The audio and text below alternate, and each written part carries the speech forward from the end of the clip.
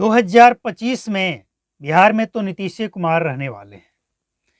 जो महागठबंधन के आरजेडी का जो एक उम्मीद था कि नीतीश कुमार पलटी मारेंगे और एक बार फिर से महागठबंधन में आएंगे, तो ऐसा लगता नहीं है, क्योंकि नीतीश कुमार के जो सहयोगी दल हैं और नीतीश कुमार के पार्टी के कुछ नेता हैं, उनका कुछ बयान आया है। हिंदुस्तानी आवाम मोर्चा के जीतन मांझी का बयान है कि नीतीश कुमार ही 2025 के मुख्यमंत्री फेस होंगे, यानी उनके नेतृत्व में ही चुनाव लड़ा जाएगा। इसके बाद दिलीप जायसवाल का भी बयान आ गया कि 2025 का नेतृत्व नीतीश कुमार का ही होगा।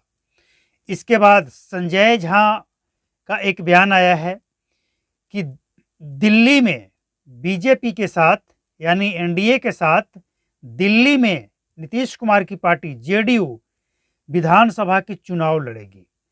तो अब सिर्फ बिहार में ही गठबंधन नहीं रह गया, अब दूसरे राज्य में भी अगर बीजेपी के साथ जेडीयू का गठबंधन होता है तो फिर गठबंधन टूटने के चांसेस कम है।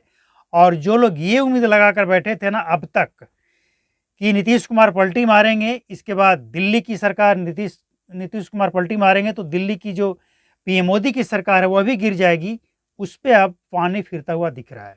लेकिन नीतीश कुमार का कोई वैसा बयान अभी तक आया नहीं है। हालांकि जब वो मंच पर उस समय जब पीएम मोदी का आगमन हुआ था तो कई बार ये बात रिपीट कर चुके हैं कि एक दो बार इधर उधर गए हैं लेकिन अब नहीं जाएंगे, हम पुराने साथी के साथ ही रहेंगे, यानी एनडीए के साथ ही रहेंगे, ऐसा उन्होंने कहा है।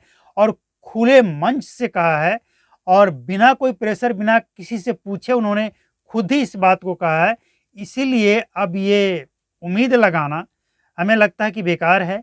लेकिन इसके बावजूद नीतीश कुमार के बारे में कहा जाता है कि भैया ये पलटू राम है, ये कब पलटी मार देंगे कुछ भी कहना मुश्किल है।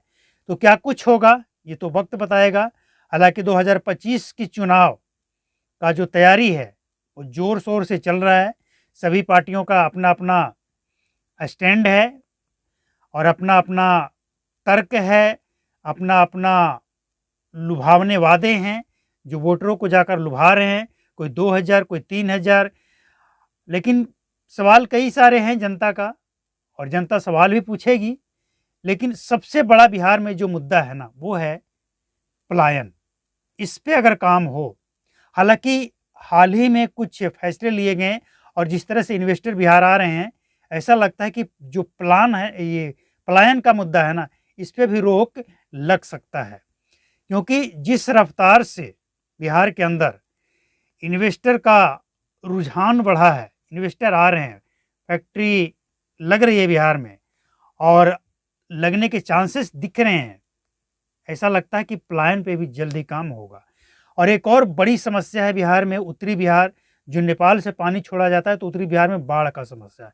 इसके लिए भी केंद्र सरकार के सहयोग से अब काम किया जा रहा है और आने वाले कुछ वर्षों में बिहार में बाढ़ की स्थिति समाप्त हो जाएगी। क्योंकि डैम बनाकर जो नेपाल से पानी छोड़ा जाएगा वो डैम में आएगा और डैम बनाकर नदियों को जोड़ा जाएगा और नदियों को जोड़कर उस पानी को डिवाइड कर दिया जाएगा, उसे नहर में और डिवाइड कर दिया जाएगा ताकि उसका जो रफ्तार है वो वहाँ तक पहुँच जाए जहाँ सुखाड़ होता है।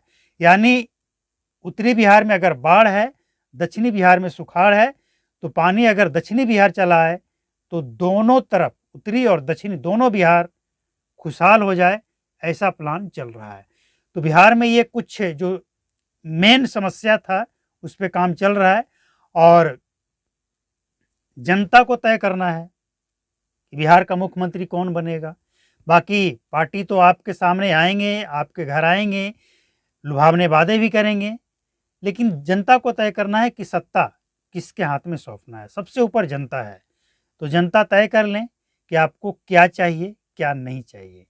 क्योंकि एक बार आप गलती करेंगे तो फिर 5 वर्षों तक सिर्फ पछताना पड़ेगा। इसलिए आपको जिसे भी वोट करना है उसे कीजिए, लेकिन एक बार ये बात जरूर ध्यान में रखिएगा कि आपके क्षेत्र का, आपके परिवार का, आपके समाज का सोच कौन रखता है, किसके पास विजन है, इस बात का जरूर। और सबसे बड़ी बिहार में जो एक मुद्दा होता है लॉ एंड ऑर्डर, कानून व्यवस्था, इस पे भी ध्यान रखिएगा। बाकी आप खुद समझदार हैं और मिलते हैं अगले अपडेट में। नमस्कार, जय हिंद, थैंक यू।